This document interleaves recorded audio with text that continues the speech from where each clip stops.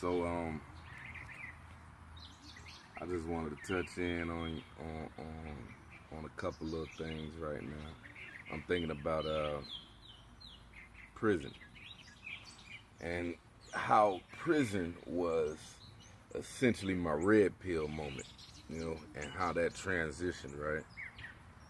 So while I was in there, I say for the first year and a half, I'm in this motherfucker wilding, man. I'm like, I'm in there tripping. I'm in there selling everything I was selling on the street, making money in that mug, stashing away money in there, hard money, going to the box for money. I'm tripping. I'm really bugging out. You know what I'm saying? Like, that's not why I was in prison. You know. But it was a lot of people in there trying to do it, and do that same type of thing. You know what I mean? It was a lot of people stuck in those hamster wheels. You know what I'm saying? And I started to like come up out of it because I don't like routines over and over and over and over and over and over every day already as it is. But stuff that don't make no sense, it really just starts to turn you the hell off. You got all these cats running around here and all they thinking about and talking about is what's going on the streets, what's going on with these people they know and who they know, and just circular stuff. And I started opening my eyes to the power of reading. They always say, in the black community, if you want to hide something from a nigga, put it in a book. And that saying is so true. Even when we have time to sit down and read, we choose not to. We choose not to. In prison, people are choosing still not to read. Run around in mud, They so focused on taking a soap bar and turn it into a dice so you can dice with it, rather than reading stuff on their case law or figuring out how they can get up out of that. You know what I'm saying? They so worried about god doggone where they gonna get the next rip from. Anybody in prison, in Florida prison, know what a rip is. So worried about that type of stuff rather than what they gonna do when they get out. Nobody focused on what they gonna do when they get out. When I started coming to that realization of what I was planning, because I'm a chess player, what's my next move, man? I know this ain't what it is, man. Sitting up in prison, just rotting away, time passing by. That's the only thing you got that's valuable on this world, on this planet. The only thing that's valuable is your time. Other than that, there's no real money or currency or none of that. All of that stuff is just agreements, bargainings, and feelings. But the only thing that's truly valuable, the only thing that will run out, is your time. All this other stuff out here, you can get it. You can keep getting that. You sitting there with enough people that ain't got nothing on their mind, like they don't even understand the situation they in. They don't understand the country they in. They don't understand the world they're in. They are just lost in their own little reality. And it's one of those things, man. And this is another reason why I decided to start this YouTube channel, because in truth, I don't really care about anybody's opinions about too much of nothing. Every day I go around cats that want to hee ha ha with me, and some of them cool, some of them alright, but we in different worlds. We living in different planets, and when they do something stupid, and I tell them, or somebody do something retarded, and I tell them, if you don't accept those type of things, then you just gotta learn by experience.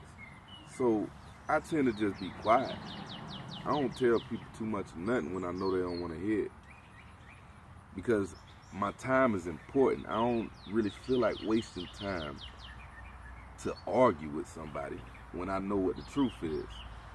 And that's how you know when anybody ever says that my truth shit, and they go to being combative with that my truth shit, they lying. Because anybody that knows the truth don't really care what somebody else sees it as, because whether I like it or not, it's still the truth. It's the truth. You know, people so deep in their feelings, they done made up millions of different types of truths. I'm gender equivalent to an ant. What the fuck is that, bro? What you talking about? You know, that type of retarded shit. Just people just getting really, really insane, really retarded. You know. So when you go to really looking at things and accepting the fact that life and time are your most key valued things, you sit in prison and you realize the time you're wasting with people that are focused on repetitively wasting their time. They focused on it. They geared and they're going straight towards wasting their time. I don't really want to associate myself with people like that, because that's valuable. I don't even want to have the same train of thought y'all got. So I'm gonna sit over here and read this book, man, and ignore you niggas. You know, oh, you need something? I got you. I started doing that type of stuff. I just stayed away from people. Did my little hustles to get through, because you know, in that situation, you need money to survive. If you ain't got nobody on the out sending you nothing, you know, my money from on the streets dried up the first year. My first year, I got a foreclosure on my house. I messed around and lost all my cars. You know what I'm saying? My credit was tore up because I lost all of that just in the court cases when I was fighting the cases. You know, I lost so much doggone money doing stupid stuff. You know what I mean? So after my first year locked up, I ain't had nobody sending me no money. I ain't have no more money left over because I was doing dumbass shit. You know. So in there, you know, I had a little hustle on me until my last year in prison. I messed around and started really getting into politics. You know, it was 2012, and I started really paying attention to what was going on with Obama. You know, Obama was kind of like an inspiration at that moment for me, in a sense that, goddamn, we got a black president. I didn't, you know, I was just like Pop. I didn't think we was ever gonna be ready for one of those. You know what I'm saying? So I was thinking in some whole other world, and he made that a reality. But you know, that don't mean I like him. You know what I'm saying? But now, as that time was going on and he was going against Mitt Romney, I remember getting in a fight over the TV. I'm talking about these cats wanted to watch this comedy show, and I'm like, man, the final, the election is on tonight, man. I want to see who the next president is. These cats, mind state ain't even on that. They ain't trying to hear that. You know what they focused on that for? Some of these cats got life sentence. Like one dude in the back, he on his bunk. And I had made a statement. I just was like, you know, hey y'all, I'm trying to watch this tonight. I don't never bug nobody about the TV. You know what I'm saying? I just want to watch this election tonight. You know, and then I made a little joke. I say, and if anybody got a problem with that, they can see me in the bathroom. We can handle that. You know what I'm saying? I was joking, but you know, Buddy thought he was gonna call my bluff. I guess call me pussy. I ain't never been. You know what I'm saying? So, you know, he jump up and you know we go through it. I bust him up or whatever. Ain't even gonna go on all that. You know, so we end up getting into the day room. I turn it on and I'm all excited when Obama win the election. Me and my little homies, I got these little jitterbugs that's rocking with me real tough. It was just a good dude. Shout out to him. You know, I ain't forget about y'all, man. I'm just on my grind right now. But you know, I started really getting into politics at the time. I started listening to conservative channels, things that I was never hearing. I'm like, man, these people here are crazy. I used to think all conservatives was racist. I used to think them for real. I was like, them white folk don't give a damn about us. Brainwashed, and after all of that, but that stems something because I'm the type of person that don't just shut my ears to shit. So I kept listening and I kept paying attention to what was going on both sides. And as I started getting older and thinking and understanding what both sides were saying and the issues that they were pushing, I started finding something, and it wasn't about Democrat or Republican. It was about principles. And I started understanding certain principles that elevates you in this world and in this life. And as I started researching the history of this country while I had all this time sitting in solitary confinement and all this other stuff, I started understanding things that a lot of black folk don't understand right now because they too focused on woe is me and somebody did this to me and my people and my grandpappy this. Man, I don't want to hear that nonsense, man. I come from the same stuff, so you can't even run that by me. I ain't got no sympathy. I done lost everything, came up, lost everything, came up, lost everything. Man, I don't want to hear none of that craziness, man. I ain't got no sympathy. But black folk, that we got that so bad that we just stay in our feelings all the damn time and can't take nobody telling us the truth about nothing. You know what I'm saying? If it ain't your truth, you ain't trying to hear it. It's retarded. But anyway, I kept progressing and paying attention to what was going on around me, what's going on in the world, places that I've been, paying attention. And I come to realize some things. I came to realize how lucky I am to be born in this country. And that's something worth being protected. People go to talking all that craziness about how this country was founded on, and they made all this money on our backs, and man, well, okay, if that's the fact, why you want to give up everything your grandparents worked for? If this country was built on our grandparents and all that other stuff back, why are you not standing with everybody else in this country to make it better?